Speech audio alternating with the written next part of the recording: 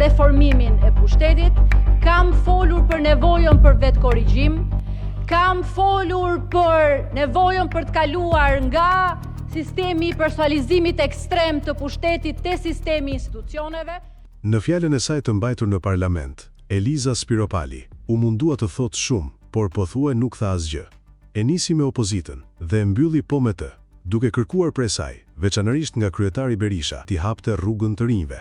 Po ti doktore, ke fuqin të hapësh rrugën dhe të demokratizosh edhe partinë tënde dhe ta çlirosh opozitën. Asnjë bedel, asnjë njeri që përdor pushtetin, asnjë njeri që mendon se në emër të njërës apo tjetrit mund të dëmtoj politikisht, njerëzisht, familjarisht dikë, nuk do ta dali sepse do hiqet si apandesit nga kjo shumicë dhe nga politika. Tha Spiropali në parlament në një fjalim që pritej me interes, por përfundoi pa asnjë interes pa i dhënë kuptim qëndrimeve të saj. Ti kërkosh opozitës të vetë pastrohet dhe mos e shohësh problemin tek pushteti, pasi ai ka në dorë gjithçka, atëherë ose ka një problem të thellë konceptual, ose frika është e madhe nga hija e atij që dikur e veshi me atributet e heroit kombëtar. Me shumë gjasa, kjo e fundit është arsyeja se si një fjalim pa shumë arsyetim prej saj, erdhi në ditën kur në vend kanë shpërthyer protestat kundër qeverisë. Fjalët "koha ka ardhur" kam besimin që shumica dhe PS e ka këtë fuqi.